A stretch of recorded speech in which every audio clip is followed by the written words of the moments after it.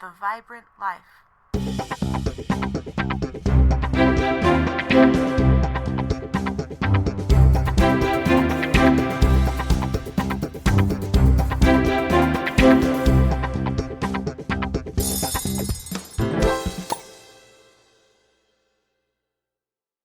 You are listening to the Vibrant Life podcast, episode 81, Clean Your Room. The Vibrant Life.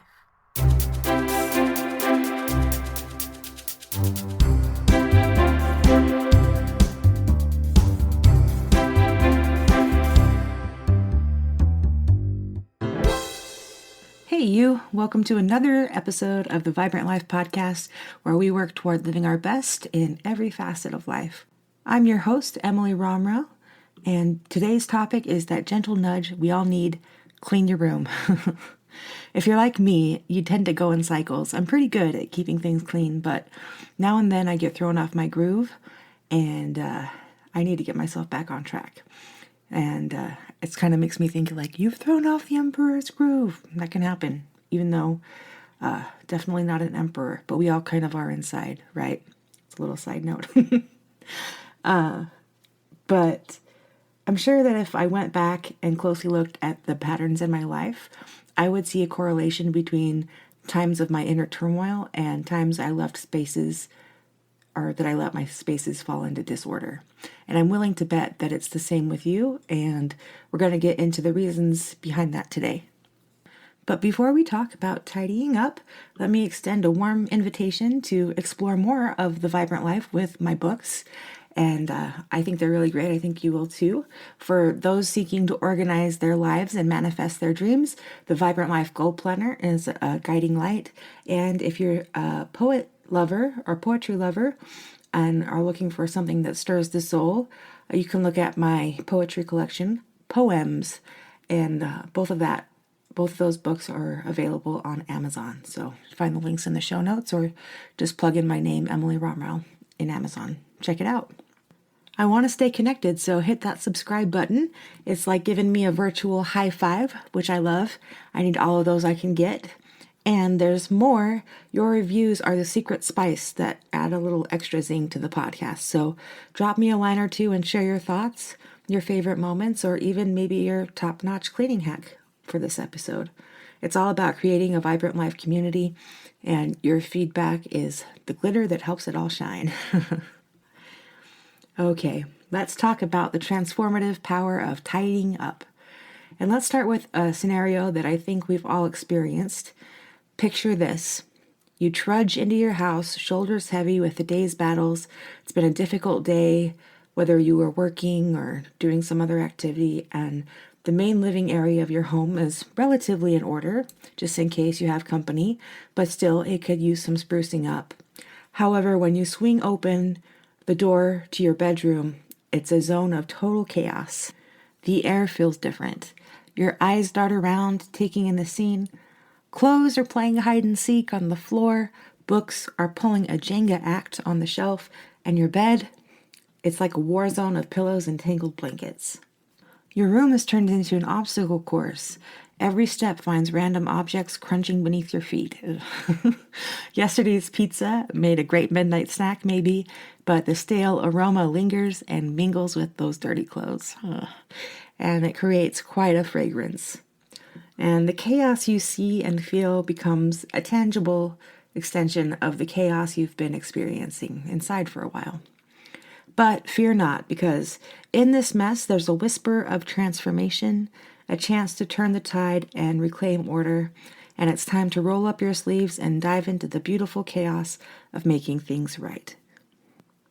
The fact that our outer environment reflects our inner selves is something we've all felt at one point or another, right? Experts like Carl Jung have talked about this connection between our outer world and our inner mind. He's explained that who looks outside dreams and who looks inside awakes. Or in other words, when we pay attention to what's going on inside us, it's like turning a light on that helps us see clearly in our outer world too. And then, of course, we can't forget Marie Kondo, the modern decluttering guru. She's all about tidying up our physical space and how that changes our mental game. According to her, a tidy room equals a tidy mind. And when our space is organized and clutter-free, our brain is free from all of the chaos. And the thing she's famous for, and that I really like, is that she encourages us only to keep things in our life that, quote, spark joy. And there's a lot of wisdom in only keeping things in your life that serve a purpose, whether that purpose is practical or sentimental. And when we unload all of that extra stuff, life gets lighter. Another person who has some insight on this is Sally Augustin, and she's an insightful environmental psychologist. And she emphasizes in her research that the design and layout of our surroundings influence not only our emotions, but also our daily behaviors. In exploring the psychology of interior architecture, she sheds light on the idea that a well-designed space has the power to positively shape our experiences and interactions. Her work underscores the importance of creating environments that align with our psychological needs and contribute to our overall well-being. And I think it depends on where you look, but when people pay attention to their surroundings with architecture, it definitely influences our mind and how our behaviors are, for sure. In recent years, Dr. Jordan B. Peterson, a leading clinical psychologist and professor who I greatly admire, has become a famous advocate for cleaning your room. He highlights the impact of cleaning and beautifying your room in his book, 12 Rules for Life, An Antidote to Chaos, which is an amazing book. You should definitely check it out. And according to Peterson, this straightforward action greatly impacts personal development and overall well-being. Dr. Peterson's approach begins with the practicality of cleaning. He suggests that tidying up your room isn't only about the physical act of organizing, it's taking control over your immediate environment. Chaos and disorder in our personal spaces reflect the chaos within our minds. By confronting external disorder, we take crucial steps toward lessening our inner turmoil. And you don't have to do everything all at once. It's too overwhelming, especially if you've let things kind of pile up on you. Dr. Peterson advises us to break things down into small enough steps that we'll actually take action. We'll gain momentum as we repeat the process. This is a major key to life, breaking it down into doable chunks. And you know what? When you clean your room, not only are you giving yourself a peaceful place, you're flexing your empowerment muscles. So that feels pretty awesome. Dr. Peterson also stresses the value of making our rooms beautiful. He argues that making a room beautiful engages people with their environment, which favorably influences mood and mentality. He advises curating a room with elements that contribute to a sense of harmony and meaning tailored specifically to the individual. In his words, by surrounding ourselves with meaningful items, artwork, and elements of personal significance, we actively contribute to the creation of a space that reflects our values and fosters a positive and meaningful life. And amen to that. Also, in the Church of Jesus Christ of Latter-day Saints, there's a strong emphasis on the principle of cleanliness and orderliness as an expression of reverence and respect for sacred spaces. And our homes should be the most sacred spaces of all outside of the temple. In the Bible, we find verses like 1 Corinthians chapter 14, verse 40, which says, "Let all things be done decently and in order."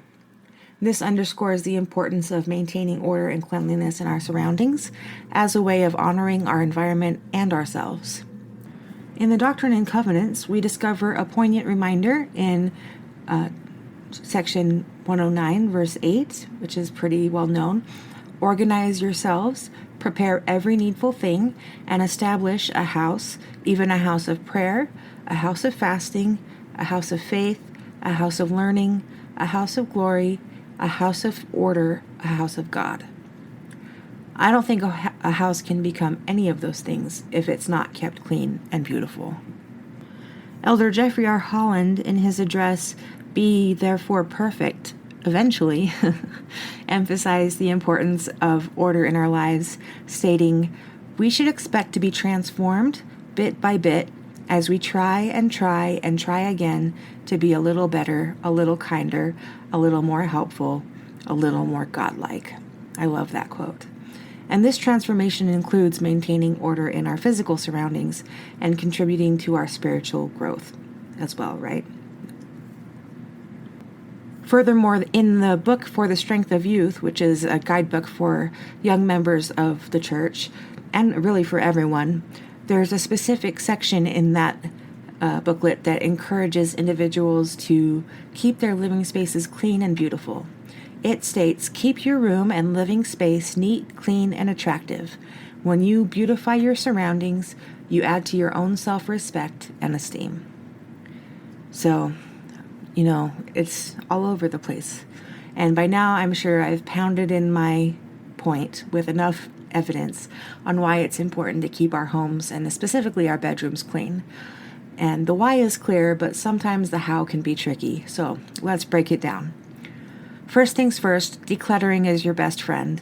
And I like my knickknacks, but if you tackle one area at a time, it could be that overflowing bookshelf or the chaotic closet. Ask yourself, do I really need this? And if not, you can let that item go, my friend. Next up, let's talk about organization. Invest in storage solutions that fit your style. So that could be cute baskets or sleek shelves or quirky hooks, whatever works for you. It's not about hiding stuff. It's about creating a place for everything and everything in its place, which is a saying that has a lot of wisdom. And then you can take that extra 30 seconds to put things away where they go after you use them. That's the most important thing, really. Cleaning is next on our list, so you can set a regular schedule, nothing too overwhelming, just a little bit each day to keep the chaos at bay. You can dust the shelves, vacuum, and wipe down surfaces, and it's amazing what a little TLC does for your space. Now the fun part, decoration. Add personal touches that make you smile. Whether it's artwork or photos or plants, let your room tell your story. And don't be afraid to switch things up. Let your room reflect who you are. And then the last thing I have is to embrace the power of routine, or I even like the word, it's a little bit stronger, ritual. And so make your bed first thing when you get up in the morning. It's a simple act that sets a positive tone for the day. And don't forget the power of a good playlist, right? Cleaning is so much more fun when you're doing it to your favorite jam. And there you have it. Your room is your sanctuary, and taking these steps can turn it into a space that reflects your personality and promotes a positive and beautiful atmosphere.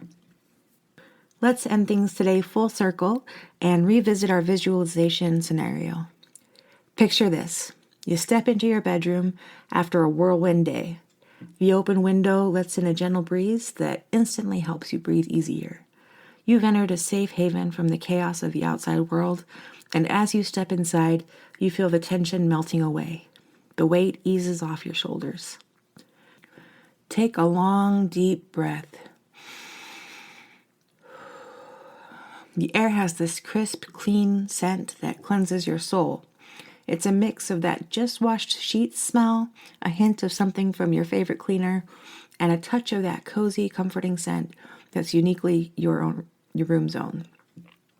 The sunlight streams in through the window. It casts warm, golden rays that dance across the room, and shadows play on the walls, creating a mesmerizing dance of light and dark that's almost hypnotic.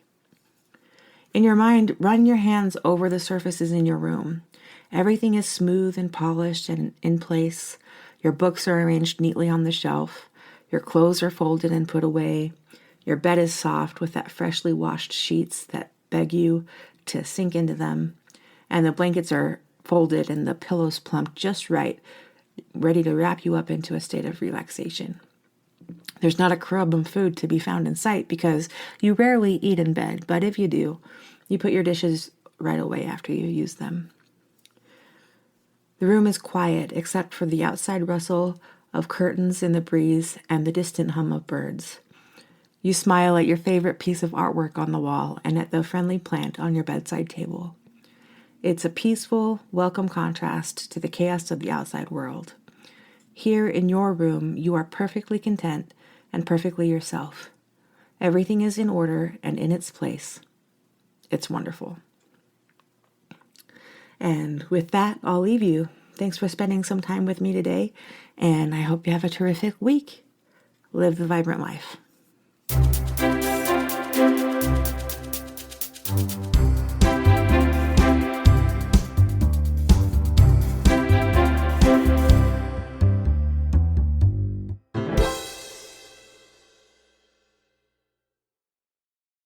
That's it for today on The Vibrant Life. Subscribe to get your weekly dose of good times, wisdom, and inspiration. Feel like supporting the show? Donate and keep the magic happening.